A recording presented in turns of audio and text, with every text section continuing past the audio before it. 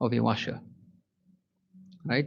And this has to be understood in the sense of coaching. And we spoke about coaching, that if a person does not put themselves at a feet of a coach, someone who can bring out their potential, then they will not see much success. This does not mean that when a person comes to people to attain spiritual blessings that they forget who they are, that they take their intellect and leave it aside, that they allow themselves to be oppressed, that they allow themselves to be taken advantage of. There is something called spiritual harassment as well. And unfortunately, charlatan sheikhs and people who claim to be people on the spiritual path take people for a ride.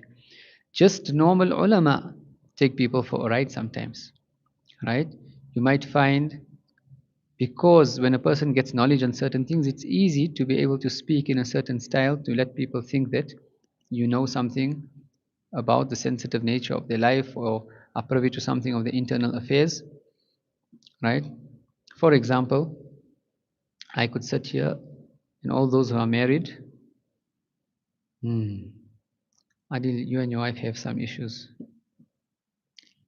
right? Every husband and every wife has issues. Every parent, every children have issues, right?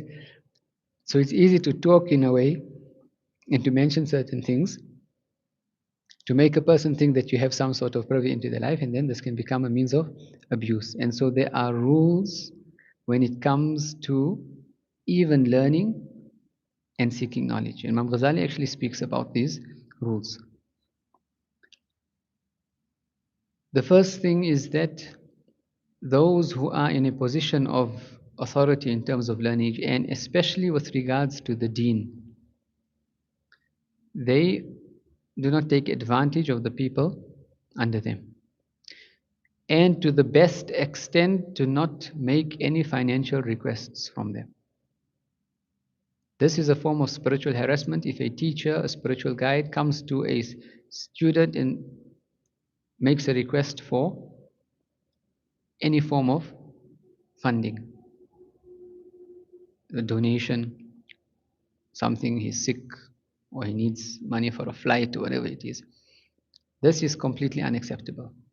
And in our own experience with spiritual masters, people whom we know who were the most needy financially, they would never ever even give the impression that they are needy. They would not even allude to something. Oh, the kids are sick, may Allah cure them without medication. Right? Trying to give the impression that he doesn't have money for medicine. Allah subhanahu wa ta'ala, when He says, when He talks about those who are truly needy, He says, يَحْسَبُهُمُ الْجَاهِلُ أَغْنِيَاءُ مِنَ التَّعَفُّفِ. The ignorant person thinks that they are wealthy because of their economic chastity. There is a iffa, just as a person has to have iffa with regards to their interactions with the opposite gender, how they lower their gaze, how they lower their voice, how they carry themselves in front of people. They have to have an economic chastity in having izzah, in not lending a hand to anyone. This is one of the first rules. Again, people who are in a position of authority do not abuse the interaction with the opposite gender. Generally, most of the teachers are males, but in the past as well, you would have teachers that would be female and females would be scholars. So it goes both ways. But in our times, it goes more especially for the males. And the litmus test that they would give on whether a person is or ought to be taken or to be benefited from is, they would say, observe their interaction with women. The Sharia does not allow a male and a female to remain in privacy under any circumstances whatsoever. There is absolutely no permission granted for that. No matter what the circumstances are, this is a red line. And that khalwa, that privacy goes also for social media, it goes for chats, WhatsApp, phone calls, all of these types of things. And every person is a watcher of their own heart when it comes towards this. The other thing that a person needs to be wary of if they are in a position of authority is also how they use these technological advices. right? And this, our Shaykh Habib Umar himself gave us 3 criteria also when it comes, when people asked who should knowledge be taken from. Perhaps people are living in areas they're not sure about certain types of ulama and whatever. And these are the 3 criteria that he gave. Because these are the reflections and a person's upkeeping of the Sharia of Allah subhanahu wa ta'ala.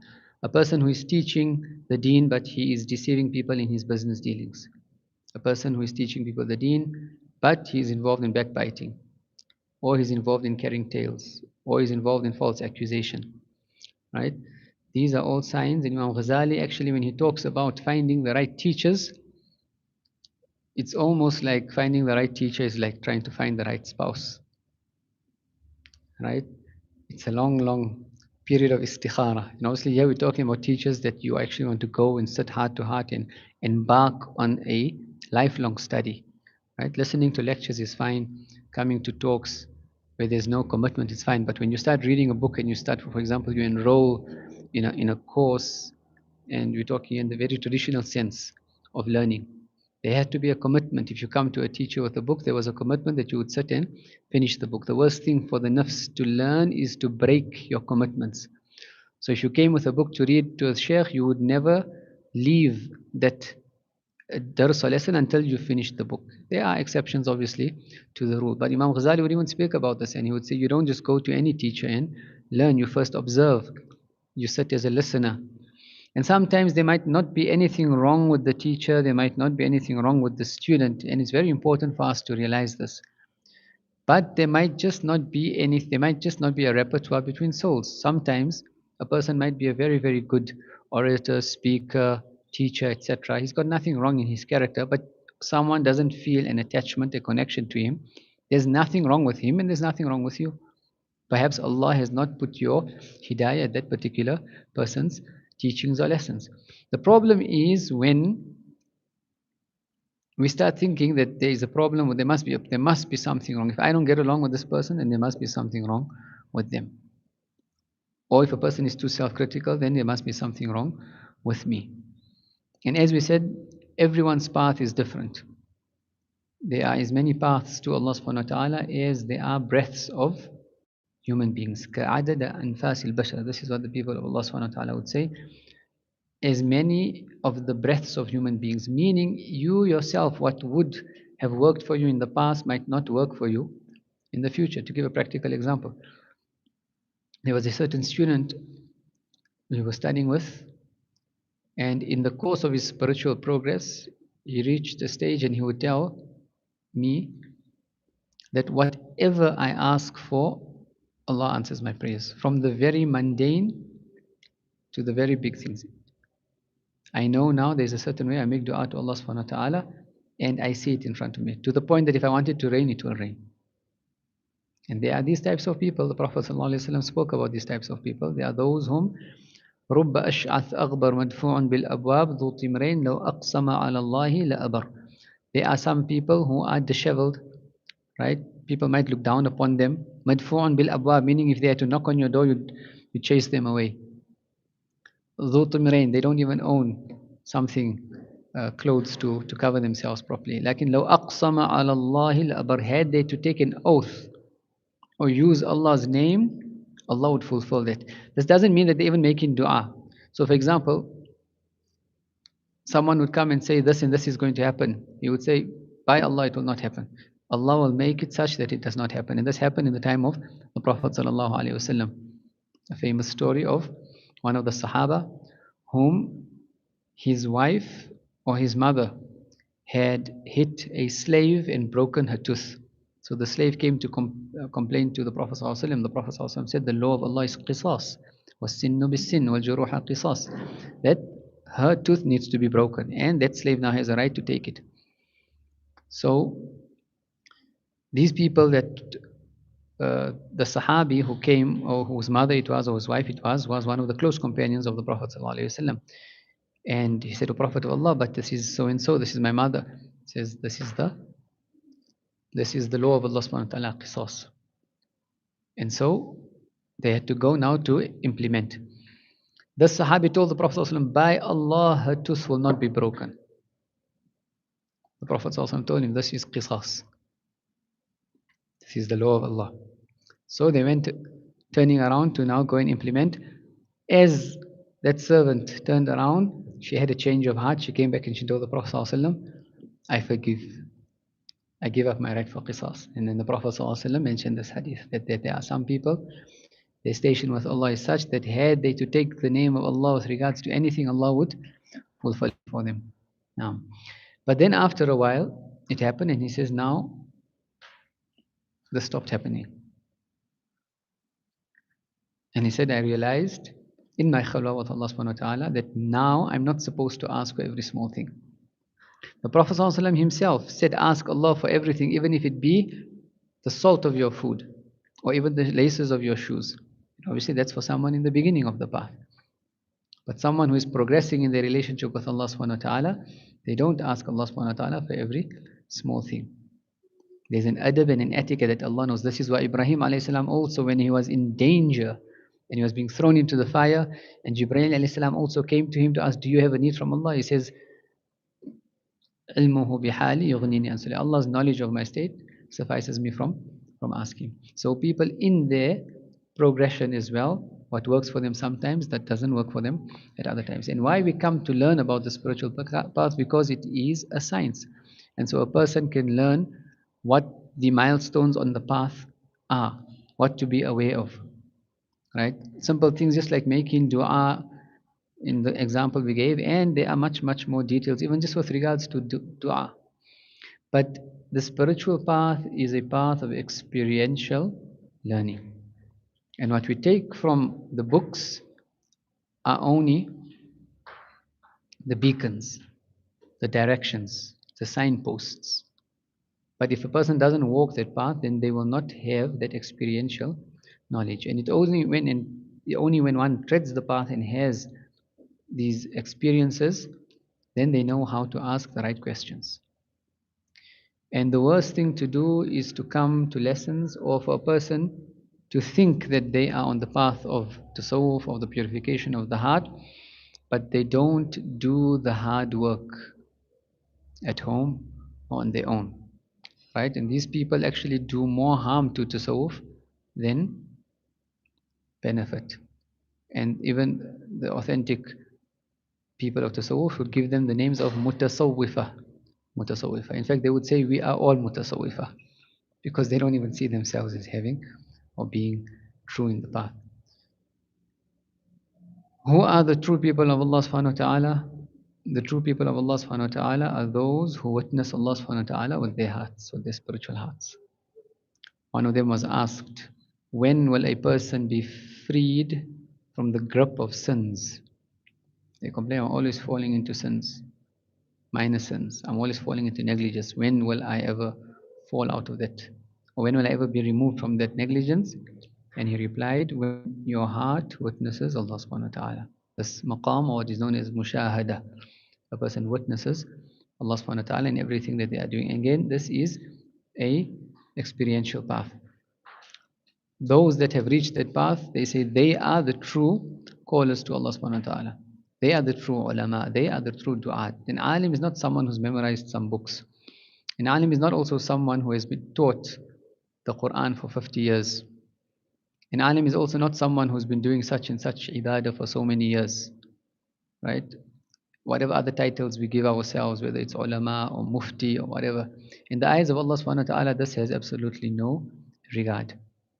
Because knowledge itself is not sufficient for the path to Allah subhanahu wa ta'ala. The da'i, the one who is the caller to Allah, and the true alim, the one who knows things through Allah. They say a person is an arif billahi, they translate it as a knower of Allah. No one can know Allah. Arif billah, he knows things through Allah, meaning he understands things through the knowledge of Allah subhanahu wa ta'ala. They would say that this is a person who has, Allah subhanahu wa ta'ala has opened up his heart to the spiritual realities. The stations of yaqeen, ilmul yaqeen, aynul yaqeen, and haqqul yaqeen, such that it is almost as if the ghaib, the unseen, has become seen. The Sahaba, the famous Sahaba, Sayyidina Harith radiallahu ta'ala anhu, The Prophet ﷺ, very famous story, meets him in the morning, asks him one day, كيف أصبحت يا حارثة? How have you awoken, O Haritha?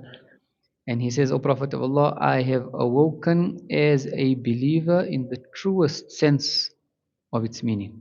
أصبحت مؤمنا حقا. The Prophet ﷺ said, for every statement there is a truth and reality. So what is the reality and truth of your statement? That you are a true believer.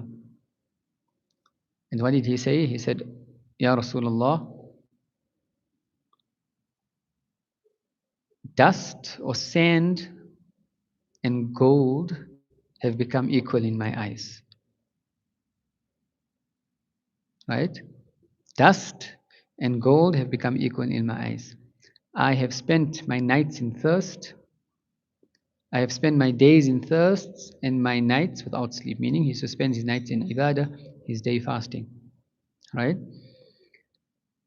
وَكَأَنِّي أَرَى عَرْشُ الرَّحْمَنِ بَارِزًا. It is as if I am seeing the arsh of Allah subhanahu wa ta'ala in front of my very eyes. This is that spiritual witnessing. And it is as if I can see the people in paradise in their delights and I can hear the people of hellfire in their anguish. What did the Prophet ﷺ then tell him? عَرَفْتَ فَالْزَمْ. You have reached ma'rifah. You know now the spiritual secrets. فَالْزَمْ. Now just remain steadfast. And in other narrations, عَبْدٌ نَوَّرَ اللَّهُ قَلْبَهُ. Such, this is a servant whom Allah has illuminated his heart. Do these people exist in our times? Of course they exist in our times. Right? But seeking them out and finding them, like Imam Ghazali says, is like finding red sulfur. Why are we mentioning this? Is because when people go to seek guidance from guides, from teachers, from ulama, they need to be aware of these spiritual stations of which people alive today occupy these stations. The other important factor is that person or these people's relationship with the Prophet ﷺ. It is an alive relationship. It is a relationship in which they are guided by the Prophet ﷺ, whether through their dreams, right, and even in wakeful states. And it is an authentic opinion in the Aqidah of the Ahlul Sunnah wal Jama'ah, a unanimous opinion that it is possible for a person to meet the Prophet ﷺ in a wakeful state. In the Sahih of Imam al-Bukhari, the Prophet ﷺ said, "Man ra'ani fil manam, fasayarani fil yaqظah." And our local ulama have also given the fatwa with regards to these matters and these issues, and they've written about it. Whoever sees me in their dream will most certainly see me in a wakeful state. Ibn Hajar al-Asqalani mentions 18 different interpretations. One of those interpretations is that he will see the Prophet ﷺ in a wakeful state, meaning in the hereafter. And there are certain people that only cling to that particular interpretation, not the other 17. But through experience from the time of the Sahaba up to today, we have these spiritual realities. In that they don't live their lives and they don't take direction in their lives based on their ego or based on their own thinking.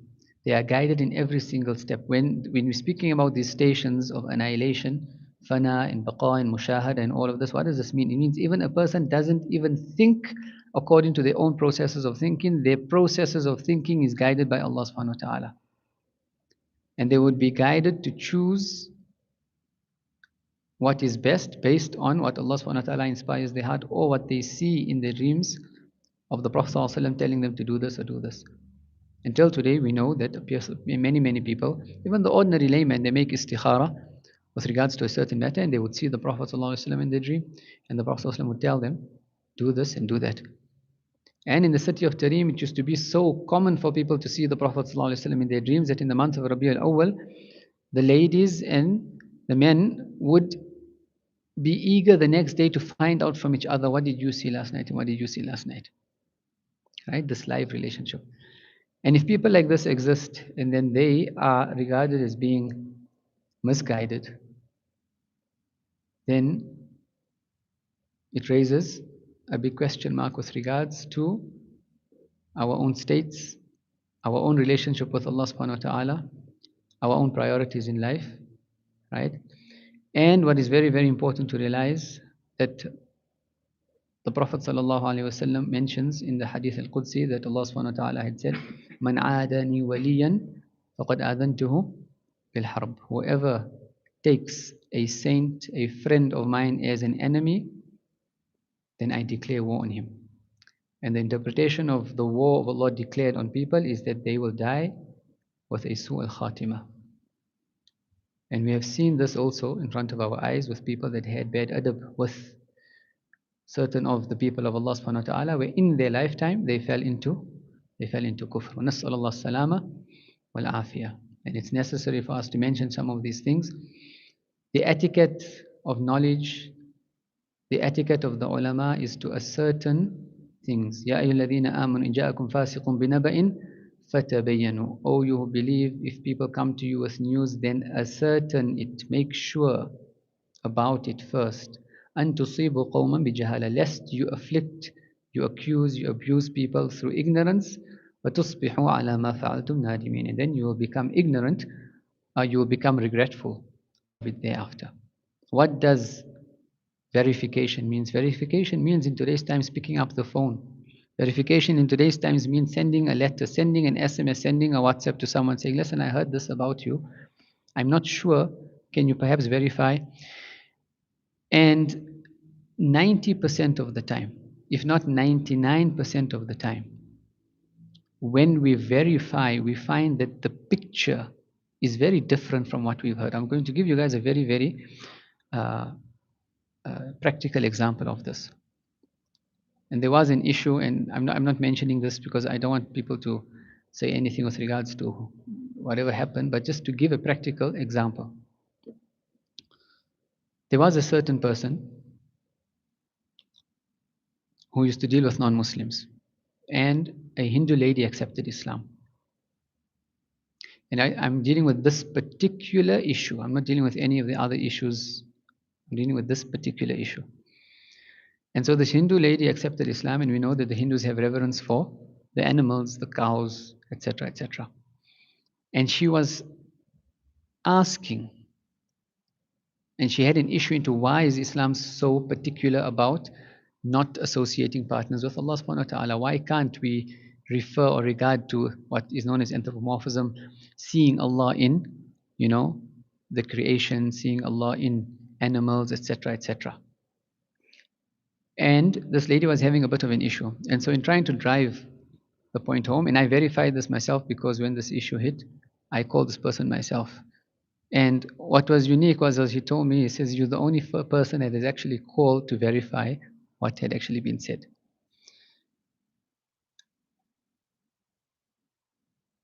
He said, so she was trying to ask, why can't we think of Allah in the sense of a cow, in the sense of a monkey, in the sense, obviously they worship these things. And so he said, what I mentioned to her in bringing and thinking about lines of poetry in which even the people of Allah subhanahu wa ta'ala describe the Prophet ﷺ as a camel who carries our loads, our spiritual loads, right? He said, and so he says, what we do in Islam is we would refer to the Prophet ﷺ as our cow giving us wholesome milk. What happened when he made that statement? People took that statement and they caused a whole big commotion. If you understand it in the context, we might even say, you know what, this is not correct, maybe perhaps adab and etiquette, and perhaps other language should have been used, but end of story if we understand the concept. But if I come to you and I said, oh, so and so, that person said the Prophet ﷺ is a cow. Is this not kufr? And if you ask an alim, of course that is kufr. How can someone say this about the Prophet ﷺ? And statements start flying left and right and whatever. But if you verify, you might not even agree with a practice. But if you understand the context, you at least can make an excuse for a person. And the Prophet ﷺ, he taught us that we need to make 99 excuses for a person before accusing them of anything. If a person has 99 wrongs and one right, we should focus on that one right. And the way of the Sharia is to conceal people's faults, not to expose people's faults. This culture that we have of exposing people. If we expose people, they say whoever exposes a Muslim's fault, Allah will expose him in the very depths of his own home. The son of zina, and we know how grave the son of zina is. If one person sees a woman and a man committing zina, and he goes to the Islamic judge and he says, I saw so and so doing this, what will the judge do? What will the judge do? Hmm? The judge will call for the whip, call for the people, and accuse him of slander and say, whip this person. He is slandering Muslim men and women. It might have been true, but what is the Sharia of Allah subhanahu wa ta'ala? That such an action, there have to be 4 witnesses, and they have to come. If 2 people come to the judge and they say that, what will the judge say? Bring the whip, 80 lashes for these slanderers. If 3 people come, bring the whip, 80 lashes for these 3 slanderers. If 4 people come, they've seen it. In the process of giving evidence, one says, yes, I seen this, and the second one, and the fuqaha go into detail into exactly what evidence needs to be said, the words that need to be used to be described, to say, I saw this and this particular thing happen.